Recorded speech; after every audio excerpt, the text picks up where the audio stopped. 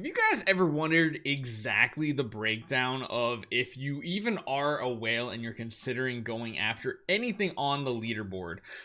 Well, we have some really good data from Karma, who ranked 4th in this Soul Awakening session with some really good info. He had pretty much half the score, half the points of rank 1 and 2, and he was at number 4 on this list. So number 4, downside of that is you only get an S stone, whereas 3 and 2 get an SS stone, so that is a difference. But we're going to break down and show you guys exactly how the calculations worked out. Hopefully you guys enjoy this one. Let's get going.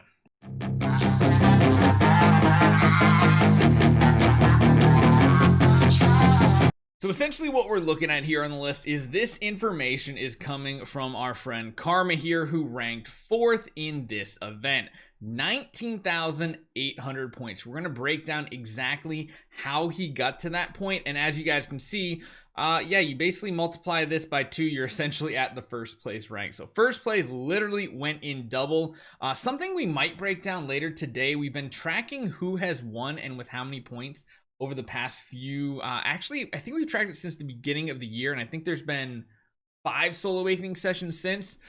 Whoever this player is has been ranking up here very, very often, going after some of the stones. I'm guessing they're an iOS player since I don't recognize that name on Android whatsoever. So if you guys know who that is, or if you're watching the video, hit me up with a DM. I'd love to get some more information here. But we're going to break down Karma's here because Karma did come in 4th place. That means he's only getting the Awakening Resonant Stone. I didn't realize they're actually holding these one additional day. Normally we would have gotten them last night at reset, but it seems like we're getting them at reset tonight instead. So let's break down, let's go over exactly what Karma said he did in order to get in 4th place.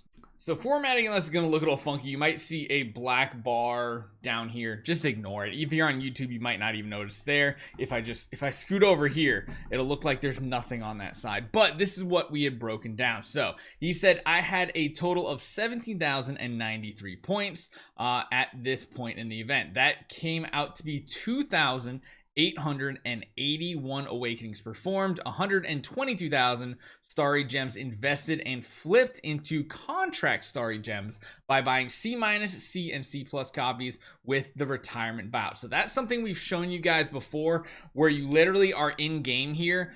And what you do is you jump in over here, you go and you just search for these guys, you buy them up for like, 70 to 80 ish ballpark for regular starry gems. You then come on over to here, you hit the retire button, and that C- retires for 100. So you buy it for 60 to 70 to 80, you sell it for 100 on here, you get a net positive, which ends up being quite a bit of a bonus as far as resources. So we started with 122,000 regular starry gems. Now in reality, that's like 4 or 5 A-tier heroes. That's something you have to remember. But you're also valuing this as these people are chasing S tiers, and if you ever consider it, you need to know what to be prepared for against the competition. Here's the total of what he received: 126 E-, 7733 E, 773 E, there we go, I guess tongue twister, 792 E+. So that's where the good majority of your Soul Awakenings will go. Those are worth 5 points, which is why we say normally you average about 5.5 points, because D- is worth 6, E is worth E+. Those are going to be the good majority of your awakening. So out of 2,800, almost 1,400, so literally half of them came from this segment right here. Another like third basically came from E regular copies. But moving on further, we got 260 D, 152 D+, 136 C-, which those are pure refunds. By just, retiring them in general. These guys are a little less, of course. 130 C, you're netting 50 positive for every one of those.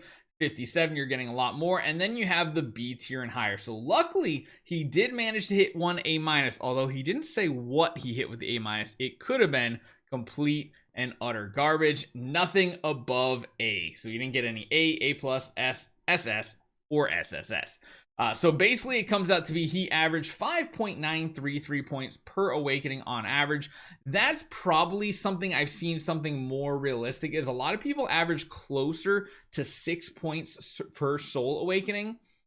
But you also have to remember, one thing he did say here is he retired all copies besides B+ and 2 B-. I'm guessing he meant Bs as well, maybe. He probably sold all these on the auction house for a little bit of a positive. I don't know. They might have just had really good B plus rolls and it was a positive amount. Why we usually say 5.5 on average is because you kind of want to estimate on the low end, on the really unlucky side. If you're kind of unlucky, you'll probably get about 5.5 points per awakening, which is how you can kind of calculate if you're going to have enough starry gems in order to complete an event. With this information, you can roughly calculate how many starry gems soul or first place use to get their points and how many awakenings they must have done. The average per awakening is 6 and not 5.5. I've been checking multiple times and was going between 6.1 and 5.9 all the time. Yeah, that's just kind of the confirmation there. Usually we say just be on the safe side of about 5.5. Most people, from what we've seen, is actually closer to an equal 6% or 6 on average.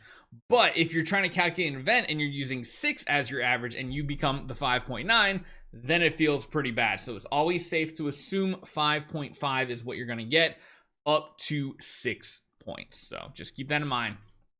Soul had, with that calculation, around 6,400 total awakenings and 270,000 starry gems invested. If you're retired, everything, of course, as well. So that is kind of like the breakdown, so you guys can understand exactly how many you need to get this done, because it's not a little amount. It's very much a huge investment. Even to get an SS or a regular S stone, it took about 122,000. Now, 122,000 is a lot because, you know, we just grab this calculator right here. 122,000. That's a lot of starry gems. You divide that by 2,500. That means you multiply that by $100 per pack. You're looking at about $4,800 to $5,000 in here. Now, if you're buying black market stuff, it's probably closer to like $2,500-ish. You know, there's discounted rates if you know who to talk to for black market stuff. If this is something you're going for, a lot of them do that. But that is a big chunk of change to go after an S tier unit. And the question is an S tier at that value, 122,000, worth it? So one thing you'll notice right here is that there's quite a few S tier heroes on the auction house as is. This is pretty much an average of what you would see for using the stone. However, using the stone on it or getting it on a hero that is maybe not as optimal, like a Vesa or a Shia, they're not going to sell for much. But if you go for ones that are more worthwhile, mainly Aspen, for Lord of Fear Aspen, it comes out to being pretty much the same average. So unless you're really pushing for the higher ranks, I mean, the one thing to remember is you could technically high roll on your S stone and get like an SS tier hero, because you're talking about your main goal is to use it on an Aspen. If you're using this S tier on anybody else, it is a bad investment in my opinion. Now, again, this is just S tier. If you were to high roll into an SS tier, that's where it becomes much more profitable. This Eloise is kind of a pipe dream. But honestly, the other thing to remember is even if someone gets an S tier hero or an SS tier hero and is bad, there's still bare minimums that they sell for, because there's retirement value for people that are going after things like this. So yeah, let me know what you guys think. Unless you're really pushing, and if you're really using this on anybody besides like Aspen right now, or of course Betty if she becomes overpowered busted this week, which we don't know if they are, going for the top ranks isn't always the best move unless it's just what you do anyway, because it is an expensive endeavor. Hopefully you guys enjoy this one. I'll see you guys next time.